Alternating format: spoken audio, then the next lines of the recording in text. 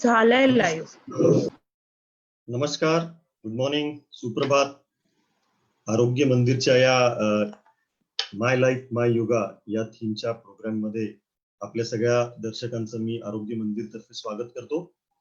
जसं की आपल्याला माहिती आहे 3 दिवस आपण हे प्रोग्राम्स करतोय आणि पहिल्या दिवशी योगा फॉर हेल्दी हार्ट आणि काल आपण इम्युन सिस्टम, स्ट्रेस अँड प्राणायाम याच्यावरती खूप चांगले 2 सेशन झालेले आहेत. आणि आजचे जे आपले स्पीकर आहेत आणि आजचा जो आपला टॉपिक आहे योगा फॉर डायबिटीज, आणि आजचे जे आपले स्पीकर आहेत ते माननीय डॉक्टर टी.जी. मुए. आज के हमारे जो स्पीकर हैं ये बदलापुर के काफी जाने माने डॉक्टर हैं, डॉक्टर टी.जी. मुए. और मैं तहे दिल से सभी दर्शकों की ओर से और आरोग्य मंदिर की ओर से डॉक्टर मुए का स्वागत करता हूँ. और प्रोग्राम को स्टार्ट करने के पहले आरोग्य मंदिर के बारे में मैं कुछ अपने दर्शकों को बताना चाहता हूँ. आरोग्य मंदिर ये एक बहुत ही एग्रेसिव और अग्रगण्य इंस्टीट्यूट है. बदलापुर में पिछले 5 साल से योगा एंड नेचुरोपैथी के फील्ड में काम कर रहा है. और इस इंस्टीट्यूट में वेरियस अलग अलग तरह के योगा के लिए प्रोग्राम्स किए जाते हैं, जिसमें पावर योगा होता है, वेट लॉस के लिए योगा होता है, और yoga for back pain, hypertension, योगोपचार सेशंस होते हैं. स्पेशली कॉर्पोरेट योगा का एक नया कंसेप्ट इंट्रोड्यूस किया गया है कि जहाँ पे जो कॉर्पोरेट कंपनीज है उनके एम्प्लॉयज के लिए और उनके पूरे स्टाफ के लिए योगा के क्लासेस लिए जाते हैं. एंड और एक नया कंसेप्ट योगा फॉर चिल्ड्रन, जो स्कूल गोइंग चिल्ड्रन है उनको भी आजकल देखा गया कि बहुत स्ट्रेस है एजुकेशन में, एजुकेशन फील्ड में बहुत स्ट्रेस होने की वजह से, उस स्ट्रेस कम करने की वजह से और बहुत ही यंग एज में योगा का एक बच्चों को एक लगाव होने के लिए योगा फॉर चिल्ड्रन ये इंट्रोड्यूस किया गया है. और आरोग्य मंदिर योगा इंस्टीट्यूट एंड नेचुरोपैथी के जो फाउंडर हैं, फाउंडर प्रेसिडेंट डॉक्टर विजय कुकरेजा, ये एक जाने माने योगा टीचर हैं. He is an internationally acclaimed and internationally certified yoga teacher, and he is also the HOD, head of department in wave action trust. और कंसल्टिंग नेचुरोपैथ भी हैं, वाईसीबी के सर्टिफाइड योगा टीचर हैं लेवल 2 के गवर्नमेंट ऑफ इंडिया के. और पिछले 18 साल से ये योगा के फील्ड में योग उपचार के लिए काम कर रहे हैं. और इनके साथ साथ आरोग्य मंदिर इंस्टीट्यूट में इनकी वाइफ मिसेस सारिका कुकरेजा, ये भी इनके साथ में काम कर रही है. And she is a diploma in योग शास्त्र एंड डिप्लोमा इन नेचुरोपैथी. और पिछले 5 साल से ये आरोग्य मंदिर के लिए काम कर रहे हैं. और उनके साथ साथ निकिता शेलार, जो कि और एक इम्पोर्टेंट इनके सहकारी हैं. She is also वाईसीबी certified teacher level 2 government of India, and she is MA इन योग शास्त्र. और पिछले 5 साल से ये आरोग्य मंदिर इंस्टीट्यूट के साथ में काम कर रही है.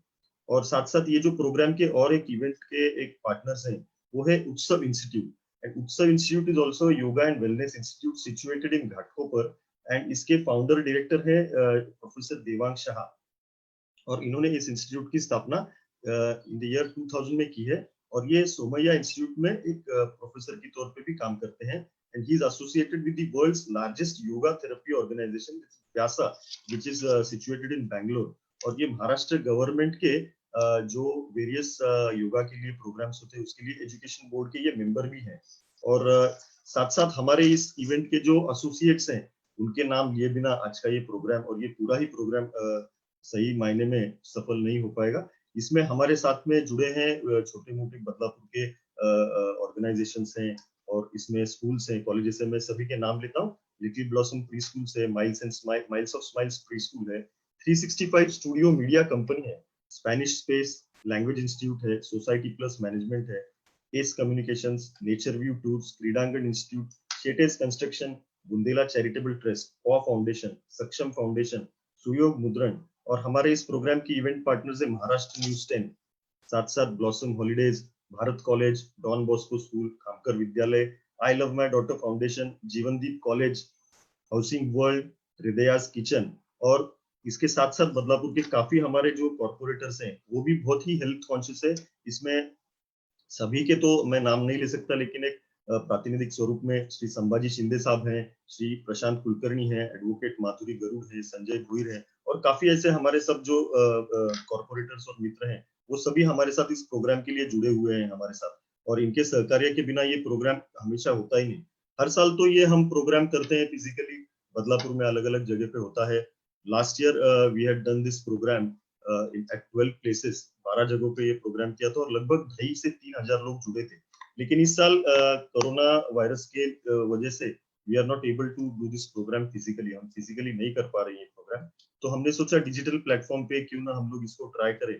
और I am very happy to tell you कि स्टार्टिंग जब हमने इनॉग्रेशन किया तब से लेके आज तक हमारा जो एवरेज एवरीडे व्यूअरशिप है ये लगभग 10,000 तक पहुंच चुका है। And I am very happy कि आरोग्य मंदिर का ये जो इवेंट है और इसके लिए जो भी लोग काम कर रहे हैं इनके लिए बहुत ही खुशी की बात है कि 10,000 लोगों तक हम पहुंच पा रहे हैं। And that also not physically. आज हमारे साथ जुड़े हैं यूके, यूएस और अलग अलग कंट्री से 3-4 लोग जुड़े हैं। साथ साथ पूना से कोई लोग जुड़े हैं, कोई नासिक से हैं, ऐसे आउट ऑफ बदलापुर से भी हम लोग जुड़े हैं। और ज्यादा वक्त न लेते हुए मैं आज के हमारे जो स्पीकर है डॉक्टर मुए, इनका एक शॉर्ट में आपको इंट्रोडक्शन करा के देता हूँ। डॉक्टर मुए एक बदलापुर के बहुत ही सीनियर प्रैक्टिसिंग मेडिकल प्रैक्टिशनर है और पिछले 40 साल से भी ज्यादा ये बदलापुर और एरिया में प्रैक्टिस कर रहे हैं। और इन्होंने 1985 में बदलापुर में उत्कर्ष हॉस्पिटल नाम का इनका एक हॉस्पिटल इन्होंने एस्टेब्लिश किया। और ज्यादातर इनका जो प्रयत्न रहा है वो बदलापुर के नजदीक में जो आदिवासी एरिया है वहां पे ये जाके ज्यादा इन्होंने बहुत सर्विस दी है। आज भी at the age of 70 doctor मुए इज वेरी एक्टिव एंड ये अपनी मेडिकल सर्विसेज दे रहे हैं। और इन्होंने डायबिटीज और इसके लिए बहुत इन्होंने स्पेशल ट्रेनिंग ली है। और फिलहाल बदलापुर में एज अ कंसल्टिंग डायबिटीज के लिए ये बहुत अच्छा इनका ट्रीटमेंट देते हैं और काफी सारे पेशेंट्स को इसकी वजह से दिलासा मिला है।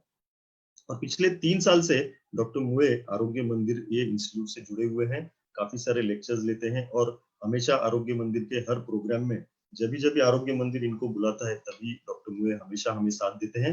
तो मैं ज्यादा समय नहीं लेते हुए डॉक्टर मुए को धन्यवाद देता हूँ कि उन्होंने आज के हमारे इस प्रोग्राम में आने के लिए ये राजी हो गए। और मैं उनसे विनती करता हूँ कि अपना प्रेजेंटेशन शुरू करें। डॉक्टर मुए, नमस्कार डॉक्टर साहब। नमस्कार. नमस्कार मित्र हो, कसे आहात? सर्वजण कुशल आहात? असालच कुशल, परंतु काहींच्या मनात कोरोनाच्या संदर्भात चिंता राहील, अनेक विचार येत असतात. तर ह्या सगळ्या चिंता दूर करण्याच्या दृष्टीनं माझा एक थोडासा प्रयत्न आहे. सर्वप्रथम मी आपल्या योग मंदिरचे सर्वे श्रीयुत विजयजी कुकरेजा, मिलिंदजी धारवाडकर, निकिता मॅडम या सर्वांचे आभार मानतो. आता त्या कोरोनामुळे लोक खूपच भयभीत झालेले आहेत. त्यातले त्यात ते ज्येष्ठ नागरिक आहेत, त्यांना मोठी भीती आहे की ज्यांना डायबिटीस आहे, ब्लड प्रेशर आहे, काही किडनीचे आजार आहेत, अशा लोकांना मनातून फार भीती आहे. तर ही भीती घालवण्यासाठी मेन म्हणजे आपल्याला डायबिटीस विषयी आपल्याला लक्ष द्यायचं आहे. कारण डायबिटीसच का? तर डायबिटीस हा असा आजार आहे की त्यामुळे अनेक बाकीची कॉम्प्लिकेशन होतात. हार्ट फेल्युअर होतं, सेरेब्रल अटॅक येतात, किडनीचा त्रास होतो, पाय कापायची वेळ येते, असे अनेक कॉम्प्लिकेशन ते पुढील काही भागात मी आपल्याला डिटेलमध्ये सांगेनच. तर अशा रीतीने कोणीही घाबरायचं काही कारण नाही या कोरोनाला. आपलं डायबिटीस मेन जर कंट्रोल ठेवलं आणि ब्लड प्रेशर कंट्रोल ठेवलं तर तो कोरोना व्हायरस तुम्हाला काहीही करू शकत नाही, ही मनात खात्री बाळगा. आणि मग त्याप्रमाणे जे प्राथमिक उपचार तर सगळ्यांना माहीत आहेत. प्राथमिक काळजी काय घ्यायची, सोशल डिस्टन्सिंग ठेवायचं, वारंवार हात धुवायचे, मास्क लावायचं, हे 3 बेसिक हे आहेत. तर ते सर्वांनी लक्षात ठेवूनच आपल्याला त्या कोरोना सोबतच आपल्याला पुढे जायचं आहे. कारण ऑलरेडी आता 3 महिने झालेले आहेत. आपण सर्वजण घरात बसू शकत नाही. आपापले कामकाज हळूहळू सुरू करत आहे. आपले सरकार, मोदीजी सरकार, ठाकरेजी सरकार आपल्याला या सर्वातून बाहेर काढण्याचा प्रयत्न करीत आहेत. त्यांचेही आपण आभार मानूया. आणि आता आपण आपल्या मुख्य विषयाकडे वळूया.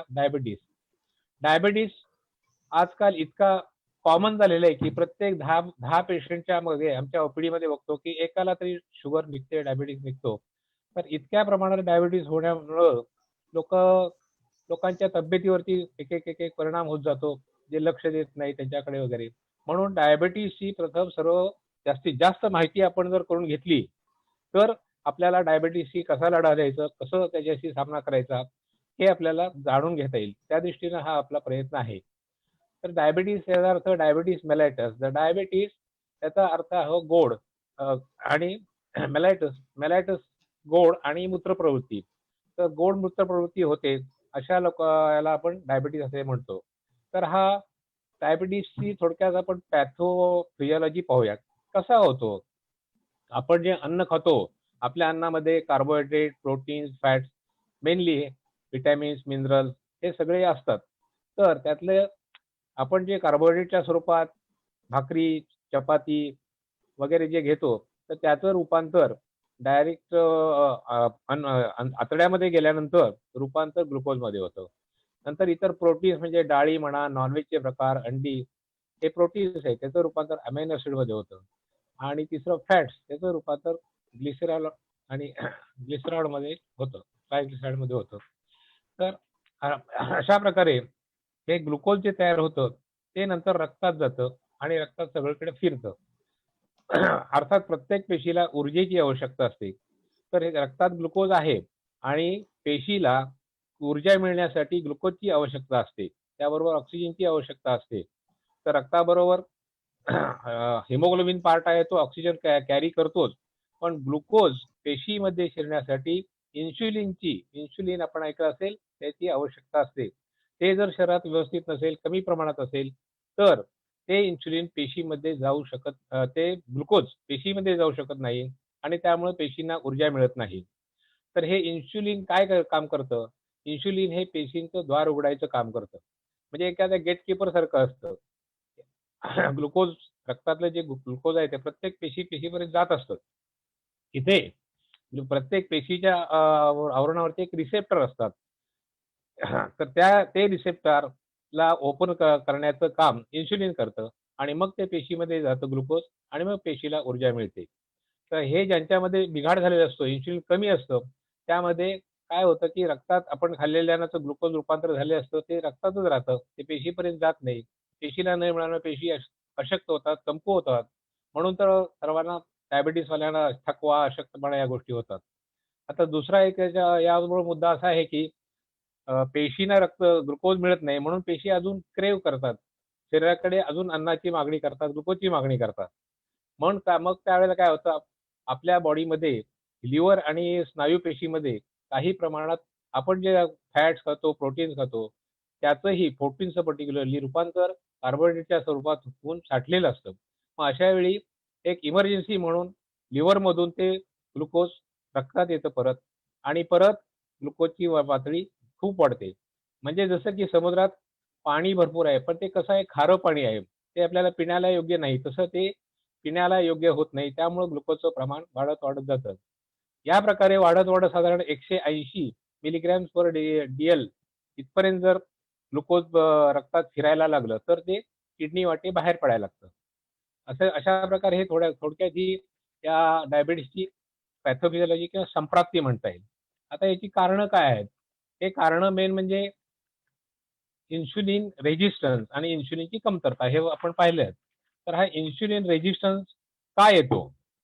हा इन्शुलिन रेजिस्टन्सची याची कारणं मुख्य म्हणजे ओबेसिटी.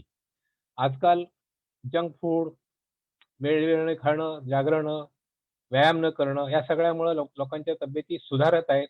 सुधारत आहे इन द सेन्स त्या चरबीने सुधारत आहेत, जाड होत आहेत. तर अशा वेळी काय होतं की चरबी वाढत गेली की इन्शुलिनची कार्यक्षमता कमी होते. इन्शुलिनचा प्रतिरोध पण वाढतो. त्यामुळं डायबिटीसला आमंत्रण मिळतं. दुसरं अनुवांशिकता. साधारण असं निरीक्षणात आलं आहे की 25% लोकांना जे आता डायबिटीस आहे त्यांच्या आई, वडील, आजी-आजोबा या कोणाला तरी डायबिटीस होऊन गेलेला असतो.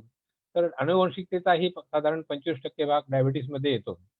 पण तो ज्यांना डायबिटीस आहे त्या लोकांनी जर प्रथमपासून काळजी घेतली, ते जेव्हा प्री डायबेटिक स्टेजमध्ये असतात, प्री डायबेटिक म्हणजे मी सांगेन पुढे, तर त्यावेळेला लोकांनी काळजी घेतली, व्यायाम केला, आहार व्यवस्थित घेतला, डॉक्टरांना दाखवून तुमचं ग्लुकोजचं प्रमाण बघितलं, तर तो आपल्याला परत सुद्धा हटवता येतो. अशी कित्येक उदाहरणं मी माझ्या प्रॅक्टिसमध्ये पाहिलेली आहे. ज्यांची सुरुवातच झाली होती, त्या लोकांनी त्यांचा आहार, विहार, औषधी, उपाययोजना, डायबिटीसचं ज्ञान हे साध्य करून तो डायबिटीस परत पाठवलेला आहे. पण आता उदार वयामध्ये डॉक्टर बाकीचं साहेब सहसा शरीर थकतं. डॉक्टर साहेब त्या एक हां, सेकंड तुम्हाला थांबवतो. आपल्याला कमेंट बॉक्स मध्ये बरेच आपले जे दर्शक आहेत ते बाहेरनं पण आहेत मराठी इतर भाषिक आहेत, त्याच्यामुळे सगळ्यांची रिक्वेस्ट अशी आहे की ओके जर आपल्याला हिंदी मराठी मिक्स मध्ये जर ओके का आपल्याला आपलं ठीक आहे प्रेझेंटेशन सादर करता आलं तर त्यांना जास्त बेनिफिट होईल. तर आपण जसं कम्फर्टेबल ठीक असेल है, आई तसं विल ट्राई, आई प्रयत्न. Will try, yes, I will try, English सुद्धा डेफिनेटली, चालेल sir. Thank you. I will try definitely. तो इस प्रकार हम डायबिटीज होने के कारण देखे हैं. एक तो अनुवंशिकता यानी हेरिडिटी बोलते हैं उसको. दूसरा है डायबिटीज का जंक फूड खाना, ओबेसिटी है ना, उसके साथ में बाकी हाइपरटेंशन जैसे बीमारी होना, ऐसे लोग को ये ज़्यादा तकलीफ है. अभी ओबेसिटी के कुछ नियम है. ओबेसिटी यानी ओबेसिटी कैसे किसको बोलेंगे? तो ओबेसिटी यानी उसका बीएमआई निकालते हैं. Basal body mass index. तर त्याचं एक सूत्र आहे. त्याप्रमाणे तो बीएमआय जर काढला तर तो साधारण 19 ते 24 या पर्सेंटेजमध्ये असेल तर ते ओवरवेट किंवा ओबेसिटी उसको नहीं बोल सकते हैं. और दूसरा एक ऐसा डिनोमिनेटर है कि जिसके जेंट्स में waste circumference should be less than 90 centimeters, or and in female waist circumference should be less than 80 centimeter. तो ये हो गई कि डायबिटीज का मूल स्वरूप क्या है, क्यों होता है. अभी आगे जाके हम शुरू करेंगे कि अभी बोला है यानी हेरिडिटी हो गई, ओबेसिटी हो गया, एज फैक्टर हो गया. फिर आजकल लोग आराम करते हैं, ज़्यादा काम नहीं करते, हर एक के लिए गाड़ी, टैक्सी, कार इसका वो इस्तेमाल करते हैं, पैदल नहीं चलते हैं. उसके कारण लोगों को ओबेसिटी बढ़ जाती है, बॉडी का सर्कुलेशन बराबर नहीं होता है. और खाने में ही बहुत लोग आजकल इतने बेशुमार बाहर का खाने के दिलचस्पी हो रहे हैं. लोगों के जॉब के कारण लोगों को बाहर से खाना पड़ता है, वो भी सच है. और जो आईटी सेक्टर में पर्टिकुलरली सैटरडे संडे जो होता है वो उनके लिए मैं तो बोलूँगा बहुत डेंजरस डेज है वीकली. क्योंकि उस पीरियड में लोग घर में आराम करते हैं और जो चाहे जी चाहे खाते हैं और सोते हैं. ये सब बेसिक जो है उसका ही कारण है डायबिटीज जेंट्स में यानी अर्ली एज में होने की शुरुआत उसके कारण हो रही है. तो उसके ऊपर ध्यान देना जरूरी है. इसके अलावा कोई लोगों को कुछ वायरल इन्फेक्शंस होते हैं, मम्स है, ऐसे इन्फेक्शन से भी इंसुलिन कम हो जाता है, इन्फेक्शन होता है और उससे भी डायबिटीज का बर्ताव होता है. कोई कोई मेडिसिन ऐसे पर्टिकुलरली स्टीरॉइड्स लोग आजकल थोड़ा कोई जल्दी आराम पाने के लिए कोई डॉक्टर्स भी स्टीरॉइड प्रिस्क्राइब करते हैं. और किसको जरूरत है उसको भी देते हैं, जरूरत नहीं है उसको भी दिया जाता है. वो एक बहुत डेंजरस है, उससे भी शुगर बढ़ जाती है. उसके साथ में फैमिली प्लानिंग के पिल्स है, कॉन्ट्रासेप्टिव पिल्स है, उससे भी शुगर बढ़ जाती है. बाद में है अपने सबका सब मानसिक टेंशन यानी मेंटल टेंशन. आजकल तो सबको ही है ही और एक कोरोना से ज़्यादा बढ़ रहा है. तो वो जो टेंशन है उसके कारण भी शुगर बढ़ जाती है. दूसरा एक कारण है किसी के घर में कुछ आघात हुआ, अपघात हुआ, किसका डेथ हुआ तो भी लोग एकदम चिंताग्रस्त होकर उस टाइम में जिसका डायबिटीज है उसका बढ़ जाता है, जिसको नहीं है उसका भी प्री डायबिटीज में आ जाते हैं. ये सब उसके कारण है. अभी आगे चलकर हम देखेंगे डायबिटीज के मेन प्रकार क्या है यानी टाइप्स क्या है. तो मेन टाइप्स तो उसमें देखो टाइप 1 डायबिटीज, टाइप 2 डायबिटीज ये है. तो टाइप 1 जो डायबिटीज है उसमें शुरू से यानी जन्मतः इंसुलिन यानी पैंक्रियाज में दो सेल्स रहते हैं, अल्फा सेल, बीटा सेल. जो बीटा सेल है इंसुलिन की निर्मित करते हैं, लेकिन पैंक्रियाज में बिगाड़ होने के कारण, कुछ हेरिडिटी के कारण, कुछ एंटीजन के कारण, एंटीजन एंटीबॉडी रिएक्शन के कारण पैंक्रियाज से इंसुलिन बिल्कुल सीक्रेट नहीं होता है. तो ऐसे जो बच्चे हैं उनका बर्थ वेट भी देखा तो 4-5 पाउंड ऐसा 3 किलो के आगे हो जाता है. तो लोगों को लगता है अच्छा है, बेबी अच्छा है, लेकिन आगे चलकर कई दिन के बाद कुछ उसको तकलीफ होती है. ज़्यादा खा ज़्यादा भूख लगती है उसको, ज़्यादा यूरिनेशन होता है, लिथार्जिक रहता है. तो मालूम पड़े डॉक्टर के पास जाने के बाद शुगर चेक किया तो कि उसको डायबिटीज है. इसीलिए इनको बोलते हैं जुवेनाइल डायबिटीज यानी जन्म से जो डायबिटीज होता है उसको. तो उसका ट्रीटमेंट तो उनको लाइफ लॉन्ग इंसुलिन के सिवा कुछ पर्याय ही नहीं. Insulin, insulin and insulin. तो टाइप 1 डायबिटीज है लेकिन वो ऑल कम्युनिटी के हिसाब से 5% में है. बाकी 95% जो है उसको टाइप 2 डायबिटीज है. तो टाइप 2 डायबिटीज के अभी ऊपर जो अभी तो जो डिस्कशन किया that it was regarding type 2 diabetes, mostly obesity, heredity, कुछ का लिथार्जी, जंक फूड खाना, ये सब है टाइप 2 डायबिटीज के कारण है। तो टाइप 2 डायबिटीज और एक दो है कि जेस्टेशनल डायबिटीज तीसरा प्रकार है, जो कि प्रेगनेंसी में होता है, मेनली दूसरे तीसरे महीने के में इसकी शुरुआत हो जाती है। तो पहले तो मालूम नहीं होता था, तो इतना शुगर का टेस्ट नहीं किया जाता, लेकिन आज कोई भी प्रेग्नेंट लेडी डॉक्टर के जाएगी तो पहले शुगर टेस्ट करते हैं, अलॉन्ग विद बाकी ब्लड ग्रुप है और अदर HIV, HbA1c जो बाकी टेस्ट किए जाते हैं। तो क्या होता है, तो अगर डायबिटीज में प्रेगनेंसी में शुगर निकला तो उसको कंट्रोल करना बहुत बहुत जरूरी होता है, नहीं तो आगे जाकर बच्चे के ऊपर कुछ व्यंग आते हैं, कुछ तो मोटा हो जाते हैं, ऐसे बहुत सारी तकलीफें हो जाती है। और प्रेगनेंसी के लिए इंसुलिन कहाँ कहाँ, एक तो बोला जुवेनाइल डायबिटीज यानी जो बर्थ से डायबिटीज है उसके लिए इंसुलिन दिया जाता है, और दूसरा है प्रेगनेंसी में इंसुलिन के सिवाय दूसरा कोई भी ड्रग दिया नहीं जाता है। इतना तो लक है कि जिसको डायबिटीज नहीं प्रेगनेंसी में डिटेक्ट हुआ है, लेकिन आफ्टर प्रेगनेंसी ऑटोमेटिकली 2 महीने के 2, 3, 4 महीने के बाद वो डायबिटीज नहीं होता है, लेकिन उसको और रेगुलरली एक एक साल में शुगर चेक करना बहुत जरूरी है, नहीं तो उनको भी होने के 50% चांसेस रहते हैं। ऐसा है इंसुलिन का प्रभाव और इंसुलिन के बाद में है अभी डायबिटीज। आज हम लोग एक लोग पूछेंगे अभी हमको डायबिटीज हुआ कैसा, हमें कुछ तकलीफ नहीं हुई थी, कुछ नहीं होता है, तो ये बाकी बीमारी जैसा नहीं है। Diabetes is a metabolic syndrome, यानी बॉडी में जो चयापचय जो होता है, जो खाना खाते हैं उसका जो अभिसरण होता है चयापचय, उसमें डिस्टर्ब होता है, उसको मेटाबॉलिक सिंड्रोम म्हणतात। It is not a disease, जैसा कोरोना डिसीज आहे वैसा वो it is diabetes is a metabolic syndrome. म्हणून कोणी डायबिटीज मला डायबिटीजचा आजार आहे असं म्हणू नये, हे आपल्या बॉडीमधलं डिस्टर्बन्सेस आहेत आणि ते आपल्या हातात आहे त्याला करेक्ट करणं। जसं बाकीच्या आजारांना आपण औषधांचा अँटीबायोटिकचा आधार घ्यावा लागतो, तसं जवळ-जवळ 50% तरी लोकं आपल्या आहार आणि विहारावरती तो आपण परतावा लावू शकतो। आधी पण सांगितलं मी प्री डायबिटिकच्या बाबतीत। त्यामुळं डायबिटीज या आजाराला घाबरायचं मुळीच कारण नाही, पण त्याची लक्षणं काय असतील त्याच्यावरती आपण लक्ष ठेवलं पाहिजे। साधारणपणे 3 महत्त्वाची लक्षणं असतात. पहिलं म्हणजे पॉलीयुरिया, पॉलिडिप्सिया, पॉलिफिजिया। पॉलीयुरिया म्हणजे काय, की वारंवार लघवीला जाणं, जे की रात्रीतून कमीत कमी 2, 3, 4 वेळा उठावं लागणं, हे डायबिटीजचं सर्वात प्रथम लक्षण आहे। का उठावं लागतं? त्या लघवीला का जास्त होतं त्याचंही कारण सांगतो, की किडनीमधून रक्त जात असतं, त्यात ग्लुकोज असतं। किडनीमध्ये जेव्हा ग्लुकोज जातं, तर त्या ग्लुकोज बरोबर पाणी सुद्धा भरपूर शोषून घेते किडनी आणि ते आपले मूत्रावाटे बाहेर पडते। त्यामुळं वारंवार मूत्रप्रवृत्ती होते। त्याच्यानंतर पॉलिडिप्सिया, तहान लागते। जास्त शरीरातून पाणी गेल्यामुळं डिहायड्रेशन होतं, त्यामुळे नॅचरली अधिक पाणी प्यायची इच्छा होते। देन पॉलिफेजिया म्हणजे वारंवार भूक, काहीतरी खावं, काहीतरी खा सुटते असं म्हणतात। तर त्याचंही कारण असं आहे, की ह्या सगळ्या बिघाडामुळं बॉडीला ताकद नसते, एनर्जी नसते। आधी सांगितलं होतं पेशींना ऊर्जा मिळण्यासाठी ग्लुकोज लागतं। ते पेशीपर्यंत प्रॉपर न पोचल्यामुळं त्यांना ऊर्जा मिळत नाही, म्हणून बॉडी मागणी करते अन्नाची, की अजून मला काहीतरी हवं, अजून मला काहीतरी हवं।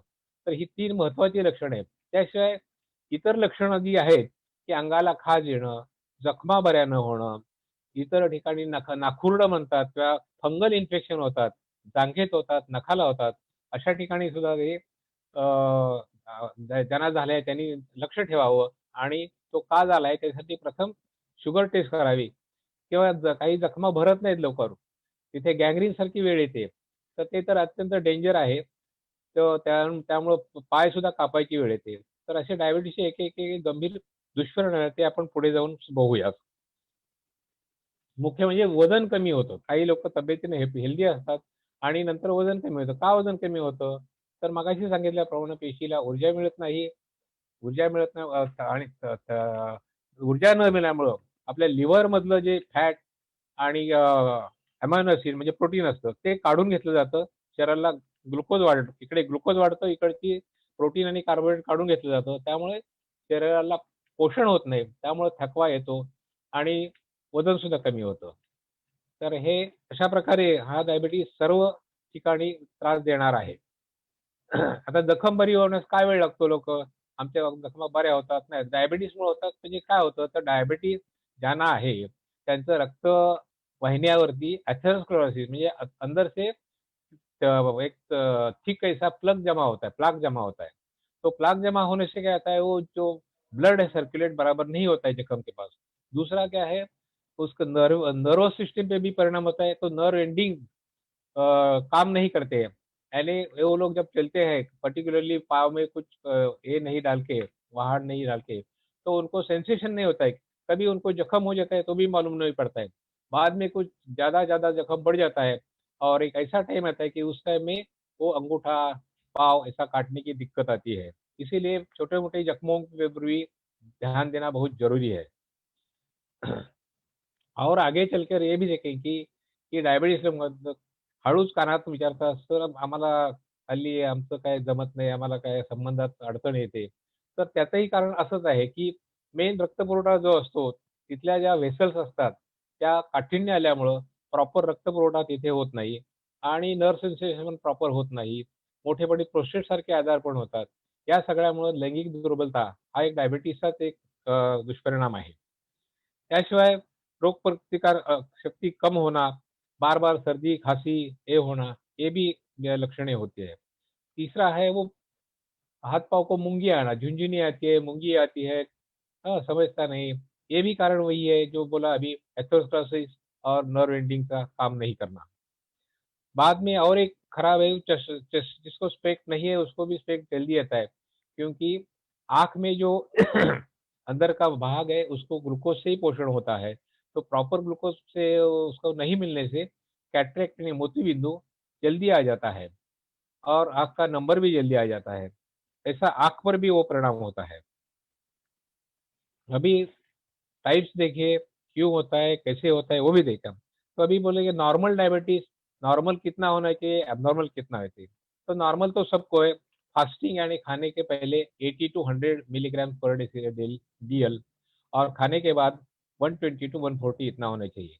और ध्यान रखना चाहिए कि अगर 126 के ऊपर हो गया फास्टिंग और 180 के ऊपर हो गया बीपी, तो आपको पक्का डायबिटीज़ है, इसका निदान होता है। और एक निदान के आगे जाकर एक HbA1c बोलते हैं ग्लाइकोसिलेटेड हीमोग्लोबिन, तो वो देखना भी ज़रूरी रहता है क्योंकि वो जो HbA1c है, वो पिछले 3 महीने का आपका डायबिटीज़ का लेवल बताता है। क्यों बताता है, कैसा बताता है? तो आरबीसी जो है ब्लड में, उसमें हीमोग्लोबिन रहता है, उसका मेन काम है कि ऑक्सीजन और ब्लड हर एक पेशी के पास लेके जाना और उनका आयु मर्यादा रहता है 120 डेज यानी 3 मंथ्स। तो इसीलिए HbA1c देखना ज़रूरी है। तो लास्ट 3 मंथ्स में HbA1c यानी हीमोग्लोबिन के साथ ग्लूकोज जुड़ा जाता है, उसको ग्लाइकोसिलेटेड हीमोग्लोबिन ऐसे बोलते हैं। तो HbA1 देखना उसकी 5.4 टू 6 इतना लेवल होना चाहिए। अगर 6.5 के आगे हो गया तो डायबिटीज़ भी हो सकता है, डायबिटीज़ का पक्का हो गया ऐसा समझता है।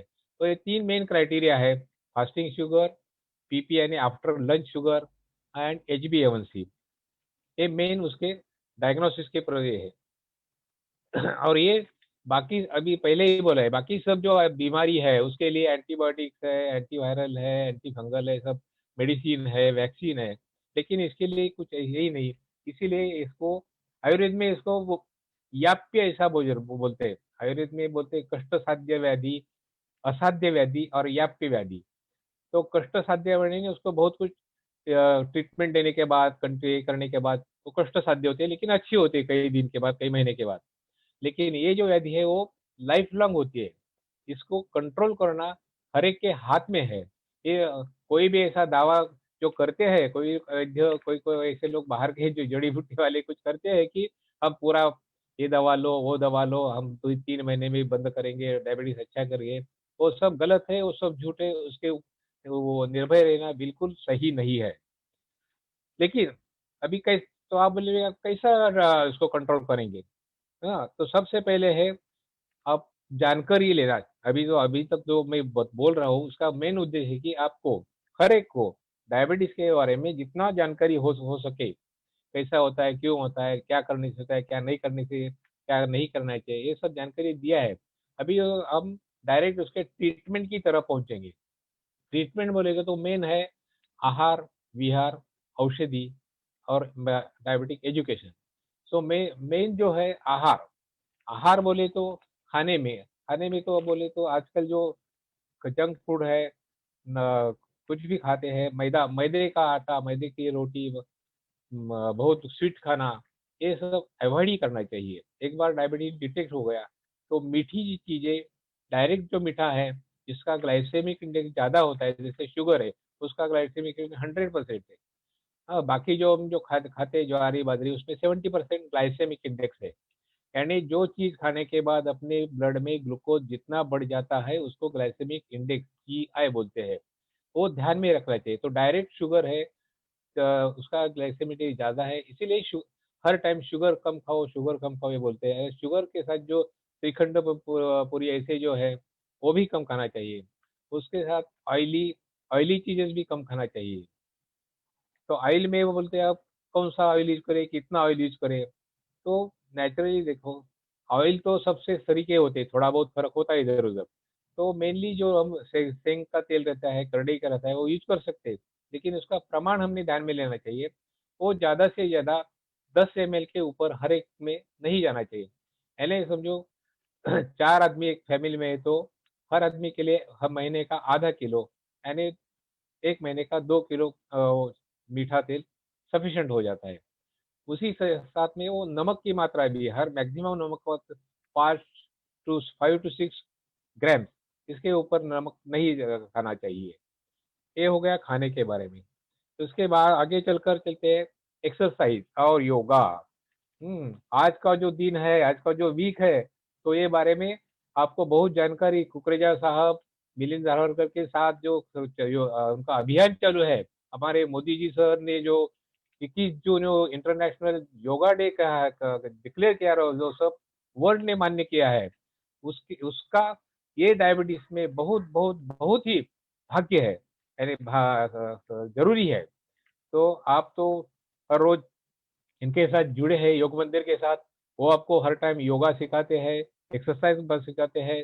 वो भी उनके इतना सिस्टमेटिक उन्होंने किया है कि according to age, according to disease, according to ये, और इनको इसलिए वो कुकरेजा और वो जो टीम है उनका बहुत बहुत मैं धन्यवाद मानता हूँ, आभार मानता हूँ कि वो लोगों ने बहुत अच्छी तरह से लोगों को मोटिवेट कर रहे हैं।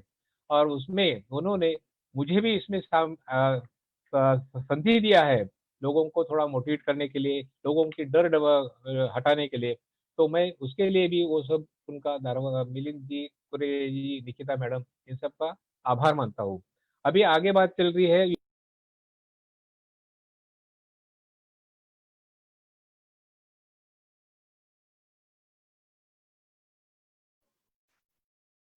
निकिता, हॅलो निकिता, डॉक्टर साहेबांना हा मी केलं केलं हॅलो, येस, हा सर सुरू झालं, येस बोला ना, सर, झालंय चालू, 1 मिनिट. हॅलो, सर झालंय चालू, हॅलो, सर आम्हाला येतोय तुमचा आवाज. येतोय का? हो येतोय सर. फोन हो. गेला होता त्यामुळे गडबड Yes. झाली। Okay okay sir, Yes. Will continue. तो मेनली योगा के फायदे तो कुकरेजा मेरे से बहुत अच्छी तरह से आपको बताते हैं, करा के भी लेते हैं, खाली बताने से नहीं होता है। लेकिन शास्त्रीय दृष्टि से बोले तो योगा से बहुत कुछ है। पहली सबसे बात है कि मेंटल सेटिस्फेक्शन, मन की शांति। एक बार मन शांत हो गया तो अपना शरीर भी शांत हो जाता है। ऑलमोस्ट हमारे हिसाब से और जो डिसीजेस है वो साइकोसोमेटिक डिसऑर्डर बोलते हैं। तो क्या होता है, जो मन की चिंता से जो रोग होते हैं, चिंता मन में होती है लेकिन रोग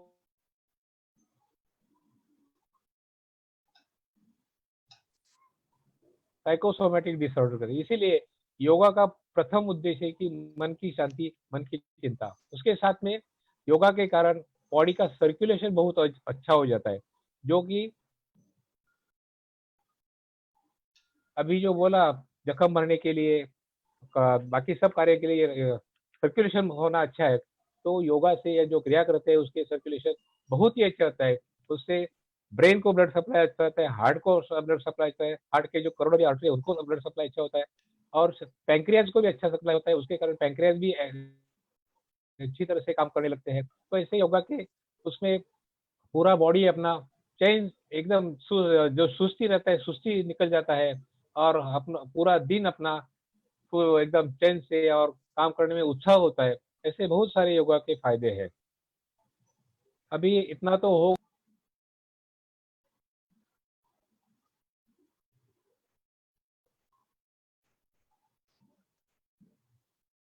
याला कसं कट करायचं? हेलो। यस सर, ये तो आवाज। हाँ, तो अभी हम थोड़े से उसके कॉम्प्लिकेशन के बारे में देखेंगे। अभी तो सब डायबिटीज के बारे में मालूमात दिया। अभी उनके क्यों क्यों करना चाहिए कंट्रोल डायबिटीज, क्यों उसके ऊपर ध्यान देना चाहिए? क्योंकि वो ऐसा धीरे धीरे बॉडी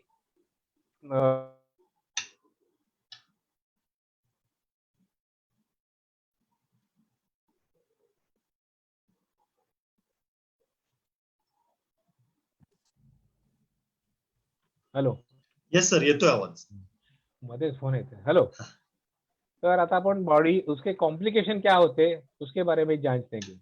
तो कॉम्प्लिकेशन बोले तो सर से पाँव तक।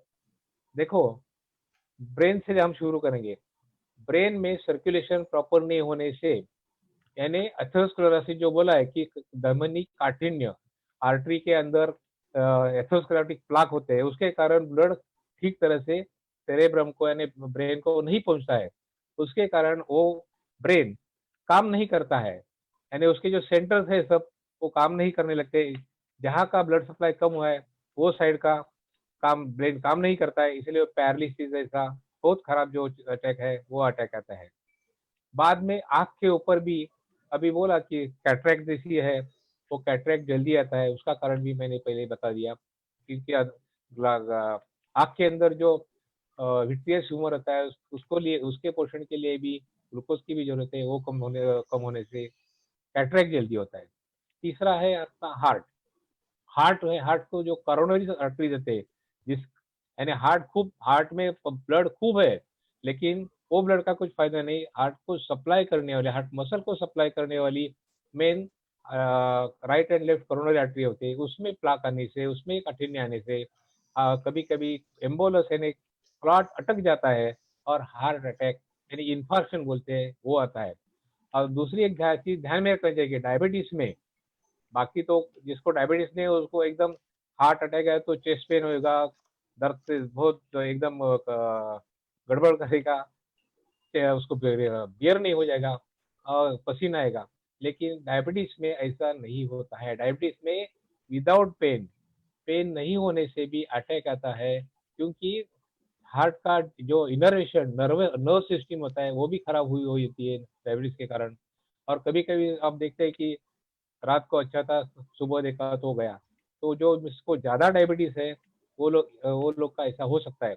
मैं आपको घबराने के लिए नहीं बोल रहा हूँ, लेकिन ये डायबिटीज कंट्रोल करने के लिए भी ये सब उसका जो कॉम्प्लिकेशन है उसके ऊपर ध्यान देना जरूरी है। आगे जाकर जो है कॉम्प्लिकेशन में तो मेनली है मैक्रोवास्कुलर यानी माइक्रोवास्कुलर। तो मैक्रोवास्कुलर बोले तो अभी बोला है ब्रेन का पैरालिसिस, हार्ट का इंफेक्शन और किडनी फेल होना। किडनी का ब्लड सप्लाई कम होने से किडनी काम करने बंद हो जाती है, फिर डायलिसिस करना पड़ता है। ये सब मेन बीमारी उससे है। आगे जाकर मामूली तो सब बीमारी होती है, खुजली आना, कंड आना, मूंगी आना। उसका भी कारण वो है कि ब्लड सप्लाई अच्छा नहीं होने से, डिनरेशन अच्छा नहीं होने से, जब पाव को जख्म होने से फिर गैंग्रीन तक वो आ जाती है, फिर फुट एम्पुटेशन करना पड़ता है। ये इतने डेडली कॉम्प्लिकेशन डायबिटीज के हैं, इसलिए उसके ऊपर बहुत बहुत बहुत ध्यान देना जरूरी है। अब ये सब डायबिटीज के बारे में हो गया, मेन उसके कॉम्प्लिकेशन हो गए। अभी कभी कभी उसके अपोजिट है, यानी हाइपोग्लाइसीमिया, यानी शुगर कम हो जाना। शुगर कम होने जाना, इसको लक्षण क्या होते हैं और वो कभी होता है वो देखेंगे। अभी जो पेशेंट डायबिटीज के मेडिसिन पे है, इंजेक्शन पे है, उसको कभी ना कभी एकदम हल्कापन लेना, हेडेक होना, चक्कर रहना, पसीना हटना, पसीना फूटना, और कभी कभी ऐसा बेचैन होना। और इसके आगे जाकर कभी कभी पेशेंट कोमा शॉक में भी जाता है, अनकॉन्शियस भी होता है। तो ये क्यों होता है? तो जो लोग इंसुलिन लेते हैं वो लोग कभी उपवास करते हैं तो इंसुलिन तो लेते हैं लेकिन खाना कुछ नहीं खाते हैं, नेचुरली शुगर डाउन हो जाता है। शुगर डाउन होने से हाइपोग्लाइसेमिया होता है। तो मिनिमम शुगर 60 के ऊपर ही चाहिए। 60 तक गई तो 60 के नीचे आपको हाइपोग्लाइसेमिक के लक्षण शुरू दिखाने लगेंगे। और ये लक्षण होने के लिए एक प्रिकॉशन है कि ऐसे हर एक डायबिटीज व्यक्ति ने अपने जेब में कम से कम 4-5 ग्लूकोज बिस्किट, कुछ कैंडी, चॉकलेट्स, नहीं तो प्लेन शुगर का एक पुड़ी ऐसा रखना जरूरी है। अभी आदत कभी ये सब पता है, ऐसा ये भी होने लगेगा आपको, कमजोरी आया, ये होया, तो डॉक्टर को तो बुला लेंगे बाद बाद में, लेकिन उसके पहले कम से कम 4-5 ग्लूकोज बिस्किट खाओ, कुछ शक्कर खाओ, कुछ मिठाई खाओ, और उसका बहुत अच्छा असर होता है। तो झट से वो शुगर बढ़ के, और आदमी अनकॉन्शियस तो नहीं होता है, कॉन्शियस लेवल पे आता है। और अगर जो अनकॉन्शियस वो पड़ा है तो मालूम नहीं होता है क्यों हुआ है क्या है, फिर भी उसके मुंह में थोड़ा शक्कर डालो कैसा भी करके। आप बोलेंगे कैसा अनकॉन्शियस है, कैसा ओट के अंदर थोड़ा भी ग्लूकोज, डायरेक्ट पाउडर ग्लूकोज गया तो भी वो एब्सॉर्ब होता है और शुगर ये होता है। उसके बाद में अगर नहीं है तो डॉक्टर के पास जाके, तो डॉक्टर जाके उनको ग्लूकोज लगाते हैं 25% वगैरह, और एक आध दिन रख के वो अच्छा हो जाता है। तो इसमें काळजी ये लेना जरूरी है, घबराने की जरूरत नहीं है। और हाइपरग्लाइसीमिया, कभी कभी उसके अपोजिट शुगर ज्यादा हो जाती है, ज्यादा हो जाए किसके पास, हमारे पास भी पेशेंट होते हैं, किसको 400 है, 450 है, वो बोलते हैं मेरी तो हमेशा इतनी रहती है, वैसी रहती है। लेकिन उनके ध्यान में नहीं आता है कि उनके शुगर हाई होने के कारण, डायबिटीज के कारण किडनी के ऊपर असर हुआ होता है। कीटो एसिडोसिस बोलते हैं, कीटोन बॉडी फॉर्मेशन होता है, और कीटो एसिडोसिस और शुगर ऐसा ही छोड़ दिया तो बॉडी को बहुत डैमेज करते हैं। और वो एक बार कोमा में गया तो उसको बाहर आने के लिए एडमिट ही करना पड़ता है। उसको हाइपोग्लाइसेमिया जैसा कोई भी ट्रीटमेंट नहीं है, एक ही चीज है कि उसको एडमिट करना है, उसको डिहाइड्रेशन होता है, वो डॉक्टर उनके हिसाब से ट्रीटमेंट चालू करते हैं। तो ऐसा एक मेन चीज है, वो अपने ध्यान में रख के आगे चलना है।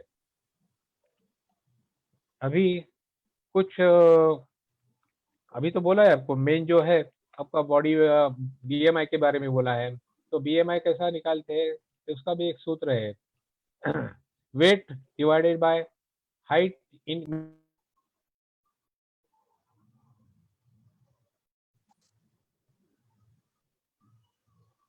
हेलो, हाँ सर, ये तो है आवाज। हाँ, weight, body weight divided by height in metre square.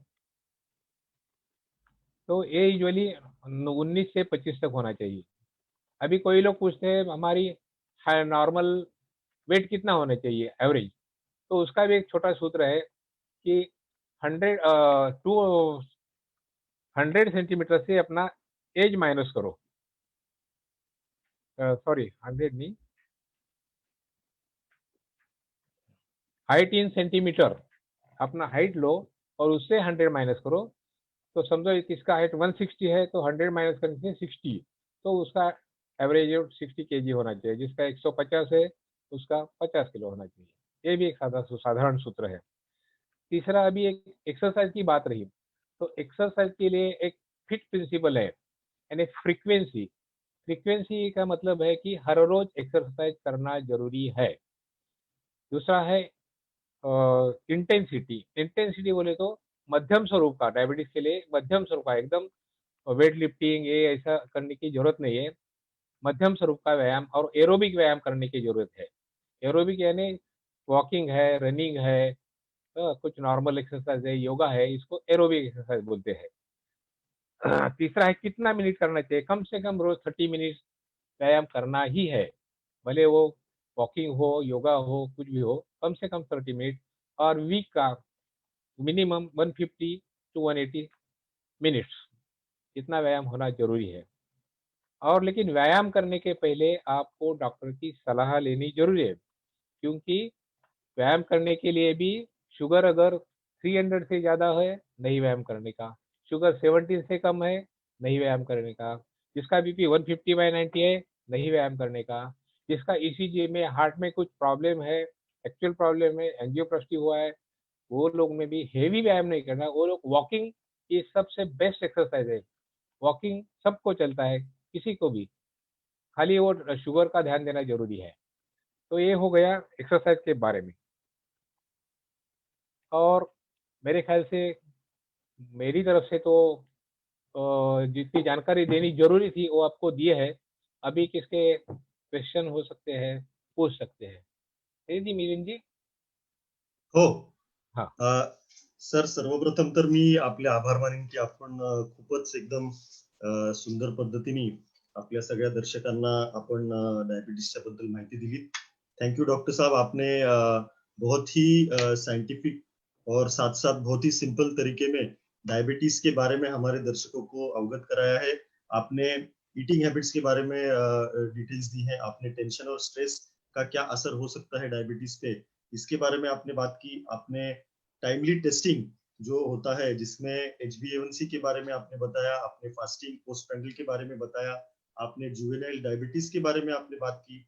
आपने डायबिटीज का अलग अलग ऑर्गन्स के ऊपर जो होने वाला असर है उसके बारे में आपने डिटेल्स दी है.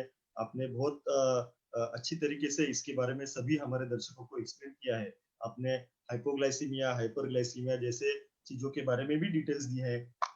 और साथ साथ आपने जो एक्सरसाइज के बारे में बताया है वो भी बहुत ही इम्पोर्टेंट है. और आपने 40-45 मिनट में लगभग आपने सारा टॉपिक कवर किया है. और मुझे लगता है कि हमारे सभी दर्शकों का जो भी डाउट्स थे, जो भी मिसकंसेप्शंस थे, मिसअंडरस्टैंडिंग थे डायबिटीज के बारे में, और उसको पूरा आपने क्लियर कर दिया है. अभी हमारे पास थोड़ा समय है तो डॉक्टर साहब हम 3-4-5 सवाल लेंगे जो भी है वो. तो पहला सवाल है धर्मराज जी का.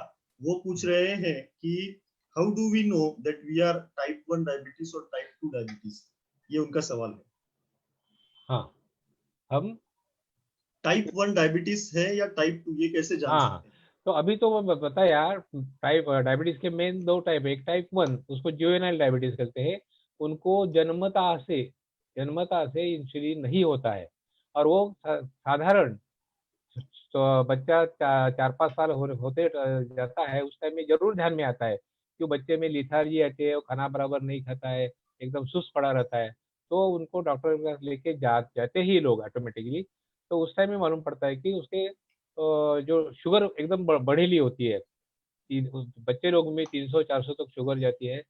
उस टाइम में जो डायबिटीज ध्यान में आता है उसको जुवेनाइल बोलते हैं। और दूसरा जो टाइप 2 है, वो यूजुअली आफ्टर 30-40 ईयर्स के बाद होता है। अभी उसके कारण भी जो बताए, जंक फूड से लेकर एक्सरसाइज नहीं है वो है। तो वो तो टाइप 2 डायबिटीज है। और उसके आगे और एक टाइप बताने का मैं भूल गया, उसको मोदी डायबिटीज करते हैं नाम अच्छा है, लेकिन उसका लॉन्ग फॉर्म है maturity onset diabetes of young generation. तो MODY। तो एक है। तो वो साधारण ऐसा है कि आजकल बच्चों को भी टेंशन बढ़ा है, जो स्कूल गोइंग है उनको भी टेंशन बढ़ा है, उनके भी खाने में गड़बड़ हो रही है, बाहर का खाना ज्यादा हो रहा है। ऐसे बच्चों में भी आजकल उम्र के 14-15 साल से डायबिटीज नजर आता है। तो वो जाता है टाइप, मोदी टाइप में ये डायबिटीज आता है। Thank you sir. दूसरा हमारा सवाल है, श्री दत्तात्रेय जी पूछ रहे हैं कि we have a feeling of hungriness. हमें बार बार भूख लगती है, तो ऐसे समय में क्या करना चाहिए? कि खाना चाहिए या फिर उसको ये खाने से देखो, हमें खुद को रोकना चाहिए? नहीं नहीं, ऐसा रोकना तो बिल्कुल नहीं है। और आजकल कोई लोग 2 टाइम खाओ, भरपेट खाओ, वो हमारे शास्त्र में तो नहीं बैठता है। अभी वो डॉक्टर साहब का होगा उसके ऊपर, उन पर तो मैं कुछ दोष नहीं दे रहा हूँ, उनका स्टडी होगा इसलिए वो बोल रहे हैं। लेकिन बेसिक जो है तो डायबिटीज वालों ने 4 बार खाना जरूरी है। कैसे? सुबह 8 बजे नाश्ता हो जाता है, 12-1 बजे से खाना हो जाता है, फिर शाम को 5 बजे थोड़ा फल फ्रूट, एक आधा एप्पल वगैरह खा सकते हैं, और रात में 8-9 बजे खाना। ऐसे that food should be divided into 4 times. तो ऑटोमेटिकली हर टाइम थोड़ा थोड़ा, एक एक टाइम भरपेट खाने की जरूरत नहीं है। हर टाइम थोड़ा सा कम खा के खाना खा सकते हैं 2 टाइम। लेकिन नाश्ते में अभी क्या लेंगे सबको बताएंगे तो, जरूरत है तो बता सकता हूँ। नाश्ते में यूजुअली अपना उपीट है, पोहा है, बाकी कुछ उपमा रहता है, उत्तप्पा रहता है, इडली रहता है, ये जरूर खा सकते हैं। और शाम के टाइम में एक एप्पल जरूर खाना हर एक में। अगर शाम को भूख लगती है, एक एप्पल, और उसके साथ अपना कुरमुरा रहता है, उसके वो भी खा सकते हैं। इसलिए वो ऑटोमेटिक। और अपने साथ थोड़े से हेप्टीन के बिस्किट आते हैं आजकल, उसमें नॉन शुगर है, नॉन शुगर वो बिस्किट रखना ऐसे लोगों के ज़्यादा जरूरी है। नहीं तो अपना रेगुलर मारी बिस्किट भी खा सकते हैं, लेकिन खाना जरूरी है। नहीं खाएंगे तो फिर हाइपोग्लाइसेमिया में जाएंगे, फिर आगे का चक्कर बढ़ेगा, इसलिए खाना जरूरी है। ठीक है सर। अनूप कदम हमारे और एक दर्शक है, ये पूछ रहे हैं कि डाइट में क्या लेना चाहिए और कितना पानी पीना चाहिए डायबिटिक कंडीशन में, और गुस्सा अगर कुछ ज्यादा आता है तो उसके लिए क्या कर सकते हैं? अच्छा सवाल है। खाने के बारे में तो अभी मैं बताया कि नाश्ते में क्या होना चाहिए। खाने में देखो अपना एक थाली होता है, उसका 4 पोर्शन करने का। सुनो, तो एक पोर्शन में फुल सैलेड्स यानी ककड़ी, टोमेटो, बीट्स, ये सब चलता है। एक पोर्शन उतना होना चाहिए। दूसरे पोर्शन में वेजिटेबल, एक्चुअली जो भाजी रहती है। तीसरे पोर्शन में एक प्रोटीन्स यानी कड़दाने रहेगा। नॉनवेज खाते हो तो नॉनवेज का थोड़ा, एक आधा पीस, ज़्यादा नहीं। और एग्स होगा तो उसका येलो निकालना चाहिए कि येलो, उसमें 300 ग्राम कोलेस्ट्रॉल रहता है, जो कि पूरे दिन की एक ही मैदे के अंडे के में समाप्त हो जाती है कैपेसिटी। तो और चौथा पोर्शन है, उसमें एक आधा रोटी। चपाती के बगैर मैं तो कहूँगा ज्वारी, बाजरी, नागली, ऐसा रोटी खाना जरूरी है। इस तरह से अगर आपका खाना उसको बोलते हैं पोर्शन फूड, तो ऐसा 4 थाली अपना 4 इसमें विभाग करके तो उस टाइप से खाना खाना जरूरी है। अगर आप बोलेंगे हमें राइस की आदत है यार, साउथ वाले बोलेंगे हमको साउथ का राइस के सिवा नहीं जमता है, तो उनके लिए भी डाइट एडजस्ट करना जरूरी है। उनको नहीं बोल सकते कि चावल मत खाओ, खाओ, लेकिन चावल में जो ब्राउन राइस है वो खा सकते हैं। और उसके साथ में शाक भाजी वेजिटेबल ज़्यादा खा सकते हैं। नॉनवेज भी खा सकते हैं। नॉनवेज खाने में भी ऑयली स्पाइसी ऐसा नहीं खाना चाहिए, या फ्राइड नहीं खाना चाहिए, वो भी ध्यान में रखना चाहिए। और पंजाब वाले बोले हमें चपाती की रोटी के सिवाय नहीं जमता है, उनको भी ऐसा तोड़ नहीं सकते उनको भी। लेकिन जो मेन जो है चपाती रोटी, उसमें ज़्यादा कार्बोहाइड्रेट है, ज़्यादा शुगर उससे उत्पन्न होती है, तो वो पोर्शन कम करना और बाकी 3 पोर्शन बढ़ाना, इस तरह का खाना का विभाजन होना जरूरी है। Okay, thank you sir. और एक सवाल है, मेरे पिताजी डॉक्टर धारवाडकर भी इस प्रोग्राम को लाइव देख रहे हैं और उनका सवाल है कि HbA1c कितने ड्यूरेशन में ये टेस्ट करनी चाहिए? HbA1c आइडियली अभी बोला ना, आरबीसी का लाइफ 3 मंथ्स होता है, यानी 120 डेज। तो उसके अंदर जो हीमोग्लोबिन है, वो हीमोग्लोबिन ग्लूकोज के साथ जुड़ा होता है, वो दैट इज कॉल्ड ग्लाइकेसिलेटेड, यानी ग्लूकोज के साथ जुड़ा हुआ हीमोग्लोबिन। और आरबीसी का लाइफ है 120 डेज।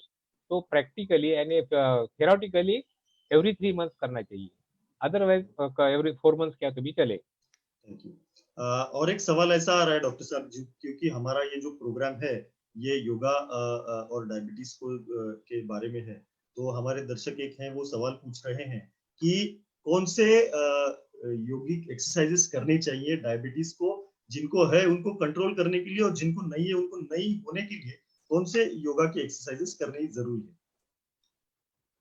जो यंग जनरेशन है उनके लिए तो हेवी एक्सरसाइज करने में कुछ भी दिक्कत नहीं है।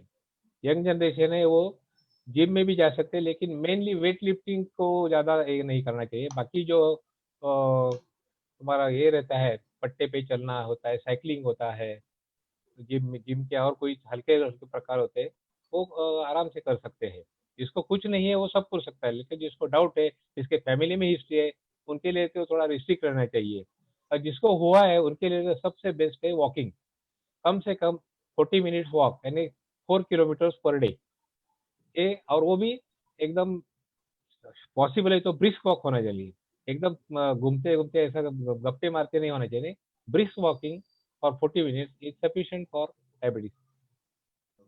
एक और हमारे पास सवाल आया है, ललित मुलानी जो हमारे दर्शक है वो पूछ रहे हैं कि हाथ पैर, हाथों में पैरों में जो झुंझुनाहट महसूस होती है, तो इसका मतलब होता है कि डायबिटीज हम उनको होने वाला है, या उनको डायबिटीज है लेकिन डिटेक्ट नहीं हुआ है, और उनके हाथ पैर जो दर्द करते हैं, इसका क्या रीजन हो सकता है? और एक आगे का दूसरा सवाल भी डॉक्टर साहब है कि डायबिटीज का एक प्री कंडीशन जो होता है कि ज्यादा गुस्सा आना, इसके बारे में थोड़ा बताइए।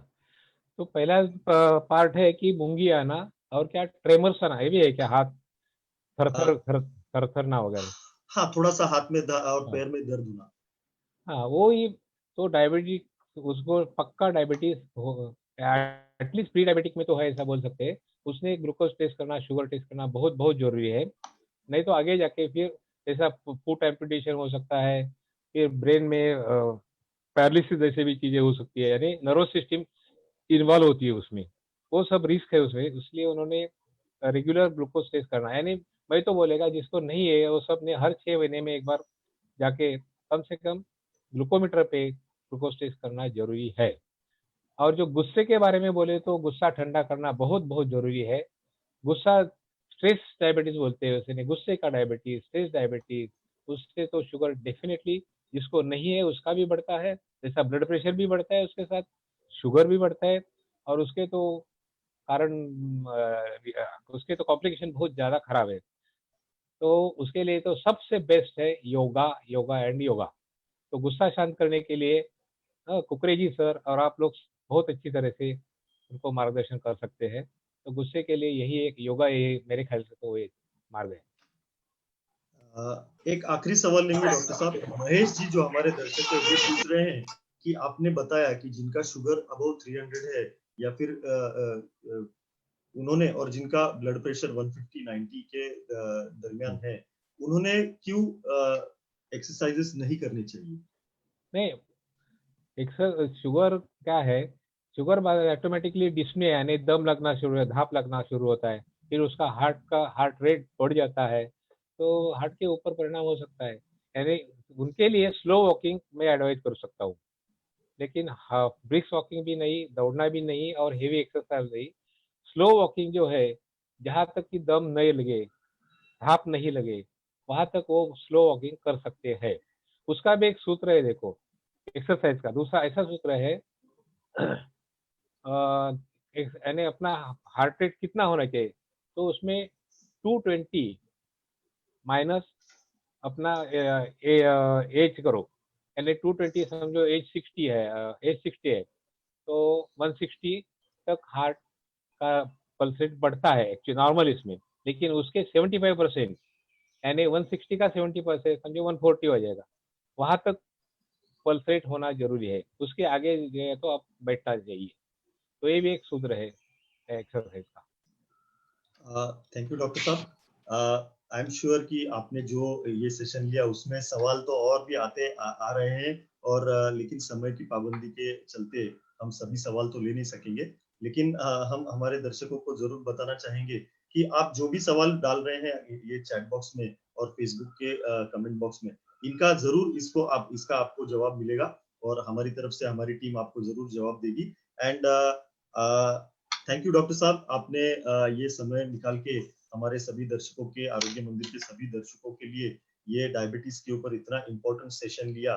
और आपने विशेषता, मतलब I would like to appreciate doctor साहब कि आपका रेगुलर जो लैंग्वेज है मराठी है, लेकिन फिर भी हमारे दर्शकों के रिक्वेस्ट पे आपने हिंदी में भी इसको प्रेजेंट किया, और ताकि हम ज्यादा से ज्यादा लोगों तक इसका जो बेनिफिट्स है ये एक्सप्लेन कर पाए आप हिंदी में। इसके लिए I am very thankful to you. And ऐसे ही आगे भी जब भी जरूरत पड़ेगी तो हम जरूर आपके पास आएंगे और मार्गदर्शन के लिए। एंड आई एम श्योर आपने जो भी इसके बारे में अभी बताया है ये हमारे सभी दर्शक इसको फॉलो करेंगे और अपना स्वास्थ्य अच्छा रखने की कोशिश करेंगे। जो डायबिटिक पेशेंट्स हैं वो ये सब यूज करके उनका डायबिटीज कंट्रोल में लाएंगे, और जिन्हें नहीं है वो नहीं होने के लिए, डायबिटीज में नहीं जाने के लिए भी इसका इस्तेमाल करेंगे। And thank you once again doctor साहब। मैं हमारे दर्शकों को बताऊंगा कि कल हमारा जो सेशन है 9 बजे सुबह, वो है eyes, ears, nose and throat and healthy through Ayurveda. और कल का हमारा जो सेशन है ये लेंगे doctor Hemang Shah. Doctor Hemang Shah is a Dr. Hemang Shah is a MS in नेत्र रोग and he is BAMS and eye specialist in Ayurveda। तो बहुत ही इंटरेस्टिंग ऐसे कल के हमारे स्पीकर हैं जो मतलब आयुर्वेदा में आई स्पेशलिस्ट है, और हमारे आईज, ईयर्स और नोज इसके बारे में ये हमें कल बताएंगे, और उसके लिए योगा के थ्रू क्या हम कर सकते हैं और आयुर्वेदा के थ्रू क्या कर सकते हैं इसके बारे में बताएंगे। Once again I thank all the viewers. सभी दर्शकों को धन्यवाद दूंगा, आप हमारे साथ जुड़े, ऐसे ही हमारे साथ जुड़ते रहिए और योगा के थ्रू कैसे हम स्वस्थ रह सकते हैं इसके बारे में जानकारी लीजिए। Thank you very much.